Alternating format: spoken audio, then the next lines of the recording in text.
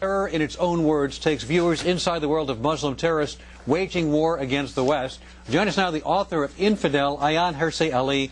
Thank you very much for being here with us. You say you renounced your faith after 9/11. Yes. Is that correct? Why let those who misuse the faith, because they are radicals, and maybe not even be observing the faith as it's meant to be observed, dictate your own faith? I'm afraid that's not the truth. I'm afraid that the Islamic faith has not gone through the Reformation and through Enlightenment, and that it is the faith that is as it is.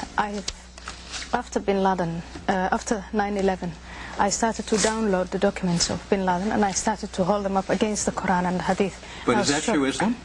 Yes, I was shocked to discover that that was true Islam.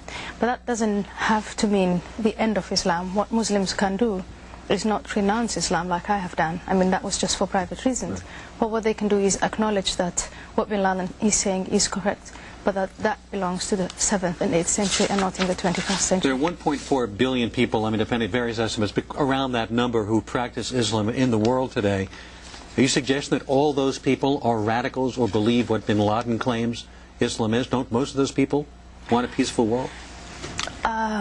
I'm not saying that all of them are radicals. I'm saying Muslims are varied, but I'm saying Islam has as its basic tenets elements that are not compatible with liberal democracy, and that if you want to wage war against non-Muslims, in this case the West, that you will find enough ammunition within Islam.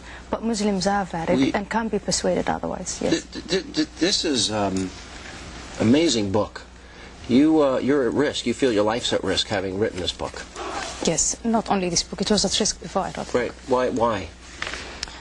Because I've left the faith. If you have become an apostate, in Islam you cannot, unlike Catholicism and Judaism, say, I no longer want to believe in what's in the Quran, I no longer want to follow the Prophet Muhammad. If you do that, somebody is apt to think, basing himself on the Quran, that by killing me, he or she will go to heaven. I want you to explain, your life is fascinating. In a shorter period of time we have, you and what you lived under yourself, where you grew up and growing up in Islam.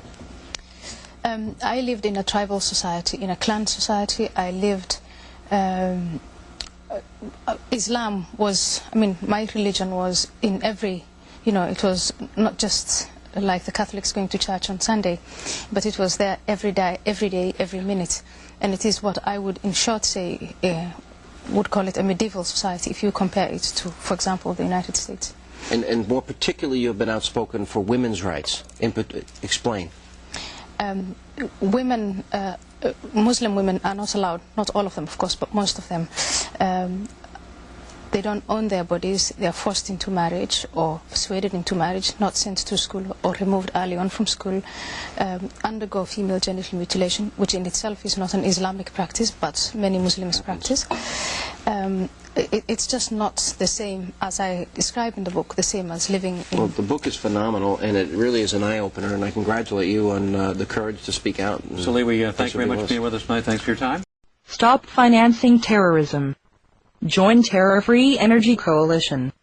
Visit www.terrorfreeoil.org.